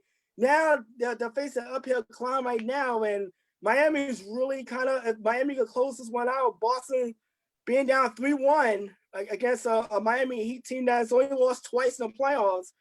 I mean, that's going to be a tough uphill battle. Yeah, the Celtics. You talk about being passive. The Celtics have only gone to the line 16 times tonight. Miami's gone to the line 21 times tonight. Miami is definitely being more aggressive. I mean, you said it with Jimmy Butler. Look, he's only 7 for 18, but you know what? Jimmy Butler being aggressive, at least trying to be more assertive on offense.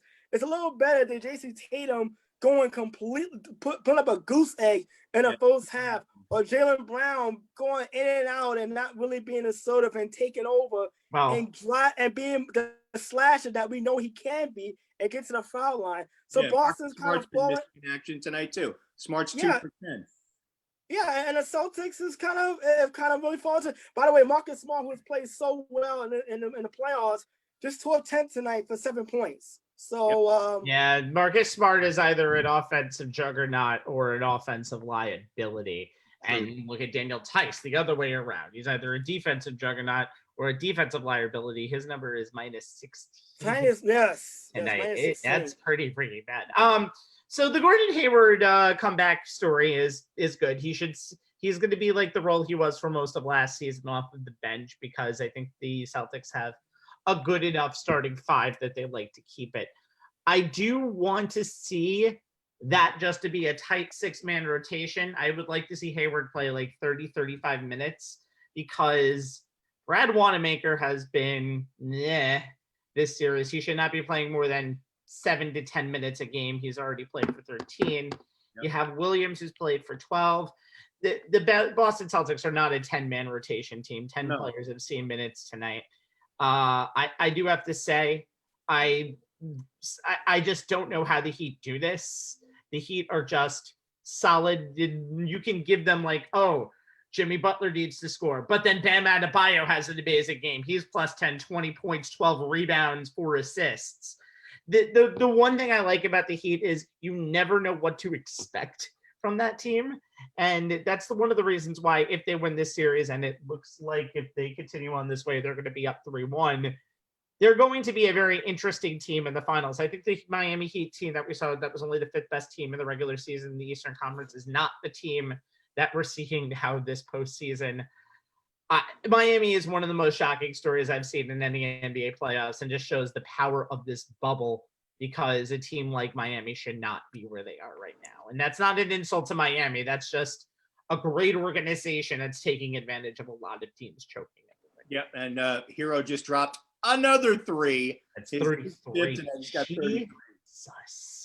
All right, let's move this on to the Los Angeles Lakers. After Anthony Davis's Mamba mentality in Game 2, and those Mamba jerseys, which are almost like automatic wins for the Los Angeles Lakers, the Lakers put up a bad performance through 3 quarters last night, but almost came back to win. They lost though, so the Lakers are up 2-1 and are looking for their first finals appearance in a decade, as the Nuggets are looking for their first finals appearance ever. Yes. So Jay, you're going to talk about the Los Angeles Lakers. You've done the last couple of shows. How did they get the? And it's funny, Rabbi. When we talked in our production meeting, the Lakers were up 2-0, coming off that amazing, comeback win with. You do something like that, it should propel you to more. But considering a lot of people are thinking the other way around, right? And and as we talked in the production meeting, you asked me what my focus was going to be. I was leaning. I already had like my mindset made up. Like it's going to be about how the Nuggets just have no answer for LeBron and AD. And I had started to write things up about, the superlatives about what they've done. And then game 3 happened. And I had to change my focus of this segment. And now it's the Lakers need LeBron and AD to be the dominant players they were in the previous rounds. And, I said it before and I'll say it again. And because to me, it's not harping, it's just true. The King and AD are the best pair of superstars on any team, and they've shown it on both sides of the ball, basically since game 2 of the series against the Rockets. However, they have yet to be dominant in the same game so far in this series, and the Lakers will need them to do that, or else the Nuggets are going to make this more of a series than the Lakers would like. The Nuggets took game 3, 114-106. But they almost pulled a Clippers, allowing a 20-2 run to let the 21-2, 21-2, 21-2, right? To threaten the comeback. The Lakers stars, like the rest of the team, I think just ran out of gas in that fourth quarter, and I think we all agreed on that on text as we were watching the game. They expended so much energy in an effort to get back within 3. They just didn't have enough to finish off the come from behind win. That said, the Nuggets seem to be improving game by game in terms of defending Davis and James. The Lakers dynamic duo still put up good numbers, though holding Davis to less than 30. He only had 27, and he only had 2 rebounds. That's the big thing. To me, that qualifies as slightly more than a partial stop. Oh, big time. Had another triple-double, 30 points, 20 in the second half with 10 boards and 11 assists, which looks great in the box score, but it didn't really have the same type of impact that a James triple-double normally does, because it normally results in a win. Look. What? Seriously? Just because the rest of his team sucked doesn't mean that no. Rabbi, you put up 30, 11, and 10. That's enough for me. Yep. Jesus, Jay. It looks good in the box score, but it did not have the same impact, okay? I'm just saying, he's had better triple-doubles where he seems to be a lot more dominant. And it could be because the rest of the team around him didn't have the good night. But like I'm saying, it just did not have the same effect to me as I was watching because, like I said, it did not result in a win. Because the Nuggets were up 20 for a good amount of the first 3 quarters. Right. So where was he when the team was struggling? He got the bulk of that in the late run. But if he gets more of that in the middle parts of the game, you're not in that situation where you're down 20. Agree to disagree? Yes. The Lakers need the Anthony Davis who averaged 34-9, 3 assists, and 11 free-throw attempts through the first 2 games and was the best player on the floor at both ends.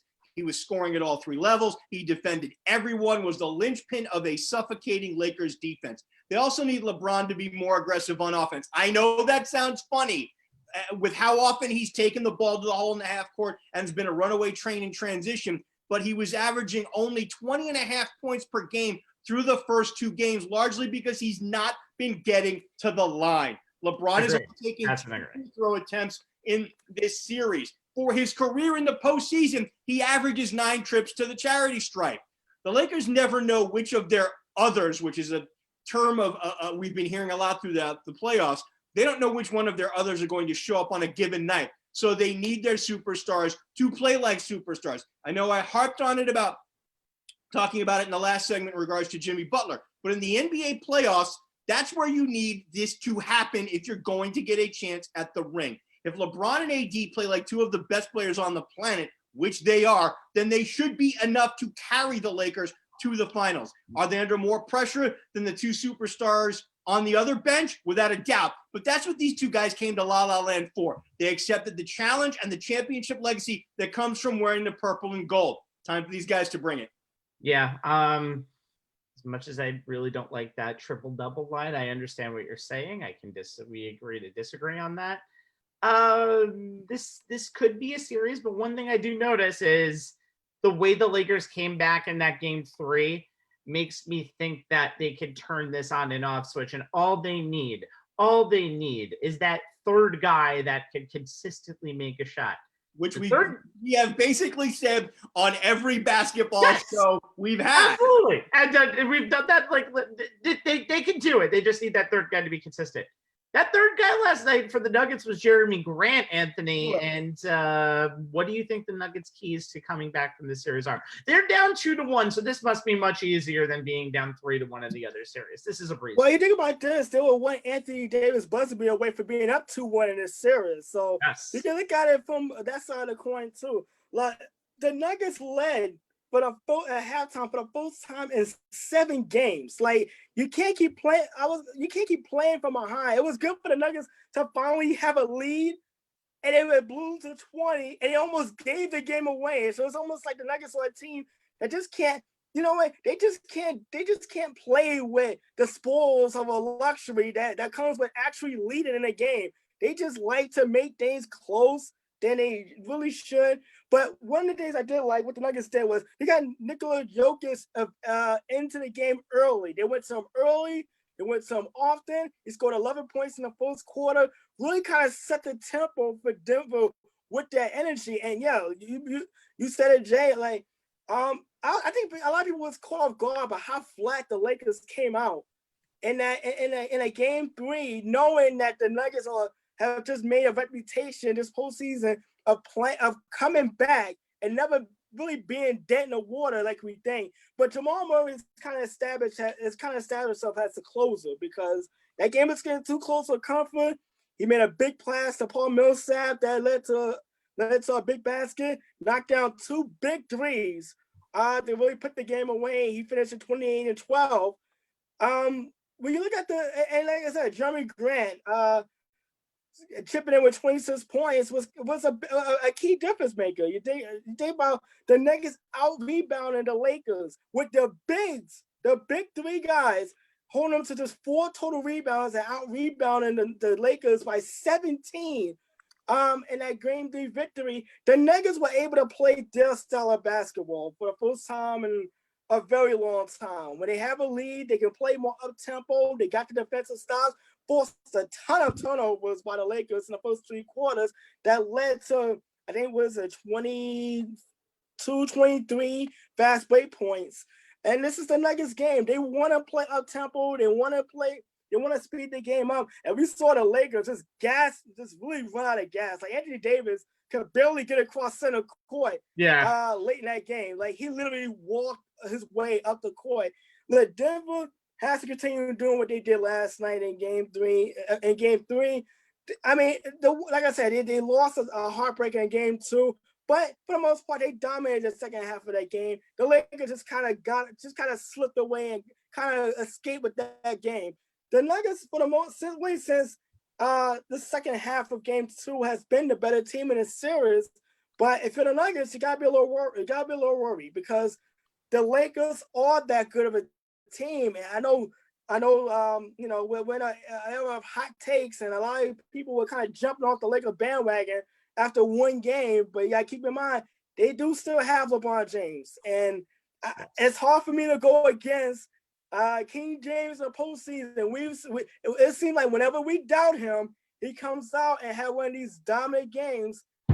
And the Nuggets is going to have to be prepared, but also they've got to do a better job against the zone because the Lakers went into that zone defense in the fourth quarter, and the ball movement completely stopped. When the ball was moving around, you saw the Lakers defense really kind of confused. There was a lot of miscommunication on who should pick up who in a switch. Guys was getting open shots.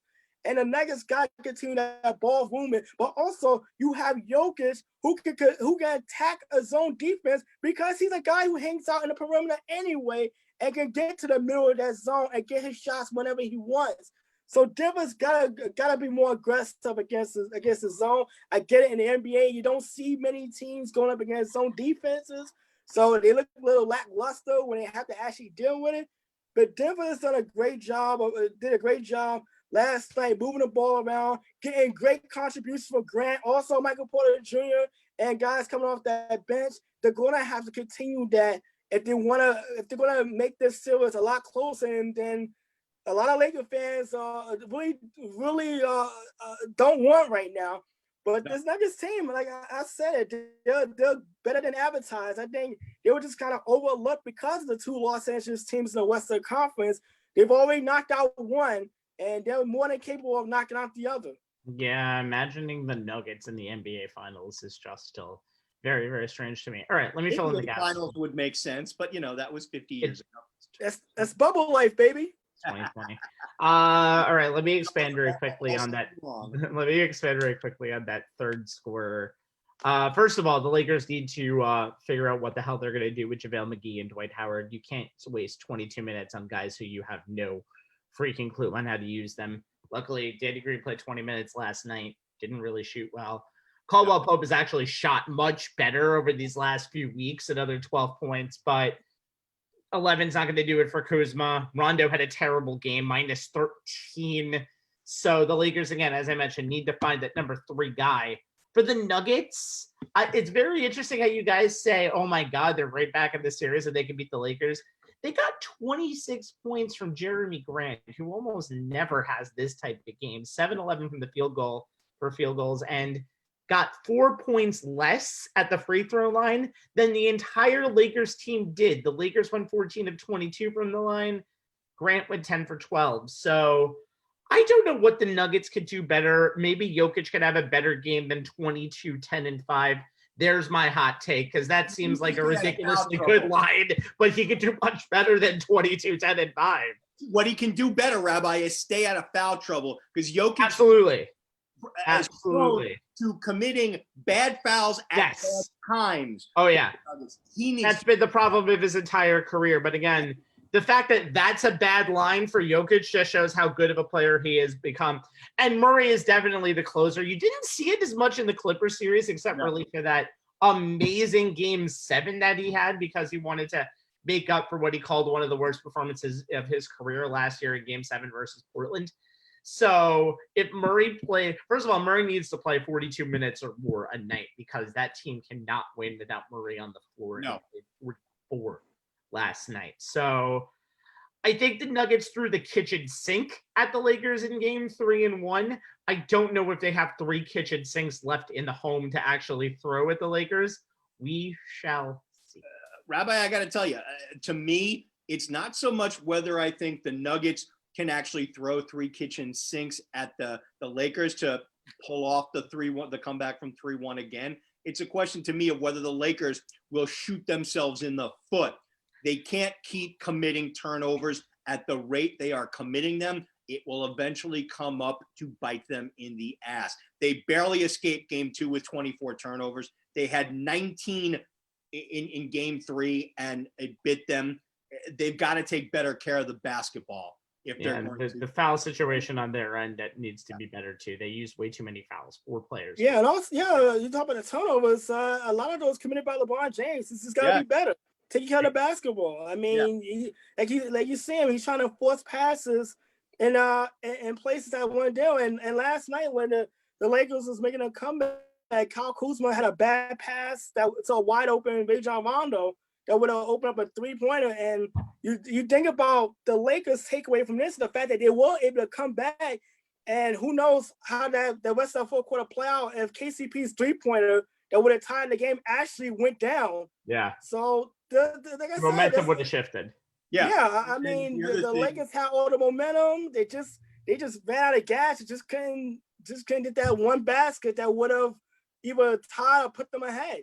Yeah, I mean, Rabbi, you talked about, the shooting from the other guys. It's one thing I noticed is that it seemed like the other guys, it wasn't so much that they were missing, is that they were not taking good shots. Wow. It's one thing when you're taking your shots and you're just having an off night. To me, it looked like they're like a hit. Last night, the Lakers' other guys, and to a certain extent, Davis and James, they looked like a hitter who has no concept of the strike zone.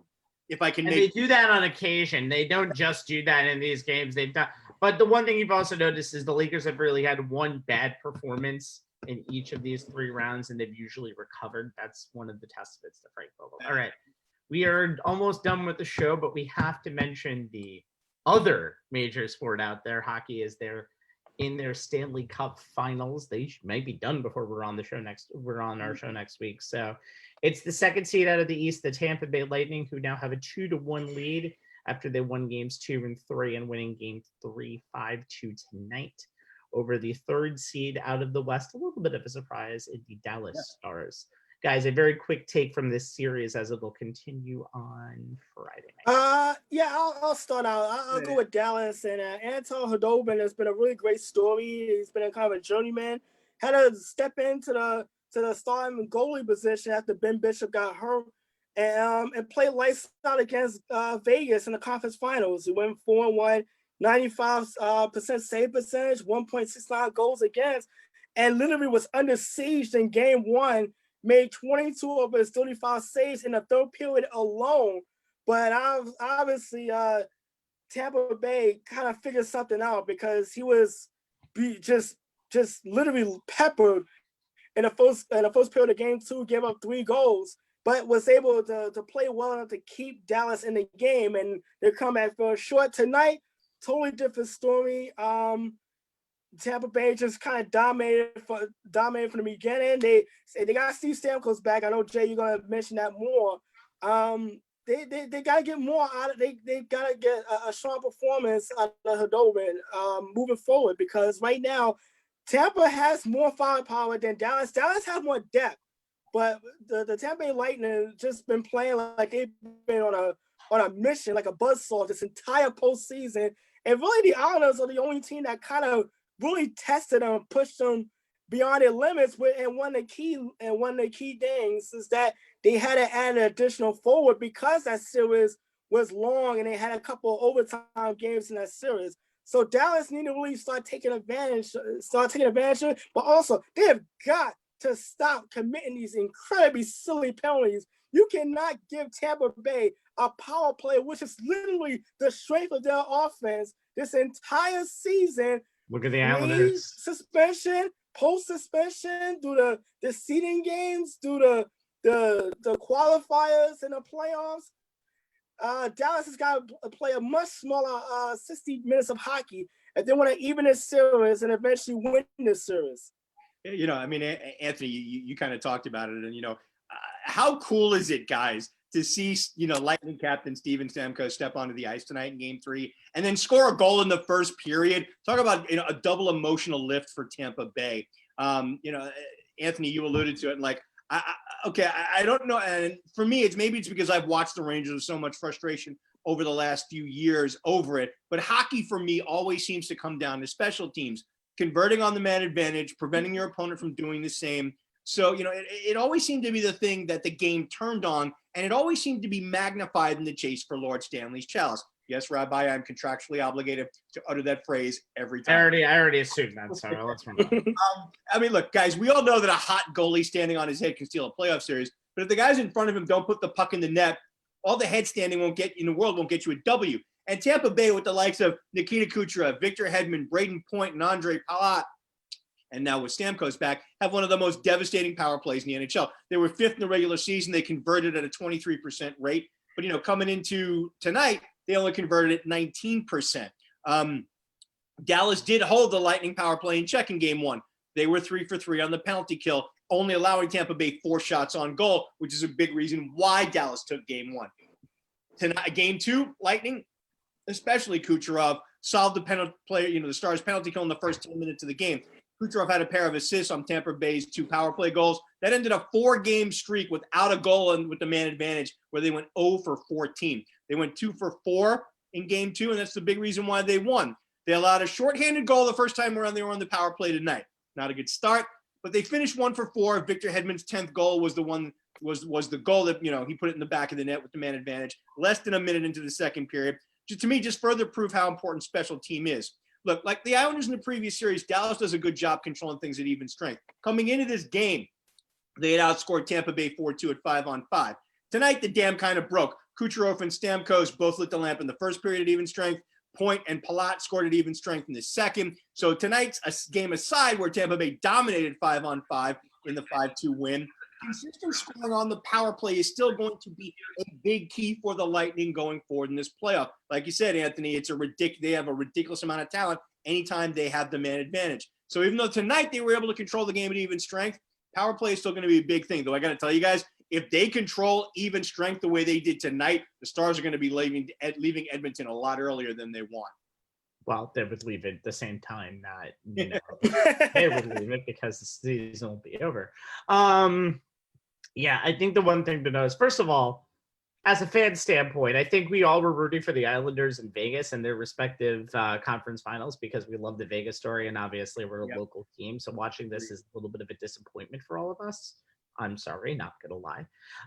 Both teams, though, are really fun to watch. I think they can give you 3 or 4 goals in a row at any time. Look at the Dallas win their clinching game in round 1 versus Calgary. Look at their series versus Colorado, especially that memorable game 7. Look at Tampa Bay in the Islanders series. Look at Tampa Bay against Boston, especially them coming back. These two teams are very exciting, but I think Tampa Bay, once you bring back Stamkos, Victor Hedman, Point, they're just so much better talent-wise on offense. It's ridiculous. I think we've mentioned it millions of times. I'll mention it again. They're about to wipe the stink off of that Columbus series from last year. The Keaton Thompson jokes are going to go out the window, and we're going to see, I think, Tampa Bay raise Lord Stanley's chalice either on Saturday, yes, there you go, or Monday, because I really think right now they're the best team in the National Hockey. By the way, just a tidbit, wasn't it cool, like in game 1, to see Lord Stanley's chalice? Have a both eye view of the it's in the arena and a both eye view of the hockey ice. Now imagine being a player and you see what you're working so hard for, the hardest trophy to win in all sports, in plain sight, has you skating on the ice, and it's right there. It's like literally a metaphorical sign of it's there for the taking. Who's going to take it? And you know what? Considering that they don't have the fans' energy to play off of, I think that's part of the reason why the NHL put the cup there. Is like it's there, it's in plain view. The players can see it when they're skating. I think that it doesn't completely replace fan energy, but I think it, like, they look and go, okay, it's there. It's right in their face to show them this is what we're playing for. It's not just, it's not some amorphous concept. It is the physical representation of that concept is right there in view. This is what we're playing for. This is why we've put up with the bubble scenario. This is why we've gone through all this right there. I thought we did. And that's why I took the trip to Toronto to the Hockey Hall of Fame, okay? I didn't touch the cup neither, by the way. You don't. No, you can't. You don't touch it unless you win it. Yes, definitely have to earn it. I do have to say, as it looks like the Miami Heat are going to... not yet. Not yet. Yeah, Miami is like doing a poor job of putting this game away. Yeah, I feel like right now he's about to go to the line with 1.1. Oh, we're not going to stay for that. We're gonna wrap it up here. After doing a long night of podcasting, shout out to my friends at Circling the Trade. It's time to call it an evening. For Jay Kaplan and Anthony Strait, my name is Stephen Rabinowitz, and thank you for joining us for the hunt for October edition of On the Sports Lines. No Sean Connery or Alec Baldwin needed. Anyway, we are live every middle of the week. We won't be doing this again on Thursday next week. We'll be on live again on Tuesday or Wednesday. We'll be live on youtube.com/onthesportslines. You can see this up the next day or really soon thereafter at youtube.com/onthesportslines and Twitter handle at ONTH Sportslines. That's right. I'm getting it in this week. I spelled all of my promotion correct this week. Are you sure? I'm sure you better have seen it. Hey, look, Rabbi, you've been the hardest working guy literally today. You should go get some rest. I definitely do. And it's official. Miami 112, Boston 109. The Heat are up 3-1. Interesting. Uphill climb, baby. Uphill climb. Yeah, next week we will talk about the NBA Finals, which it looks like the Heat may or may not be joining. We'll talk about the Jets and Giants going to 0-3. We can edit this out if one of them actually wins, which I severely doubt. And we'll talk more. So for Jay Kaplan, We have so much to talk about. I don't even know what the hell we're going to talk about. You suggest it. Go to youtube.com/go to facebook.com/OnTheSportsLens and suggest our show topics for next week from start to finish. All right. Because I don't know sometimes what we're actually going to put on the show. Anyway, from us and On the Sports Lens, good night, everybody. Night, everybody. Good night, everyone.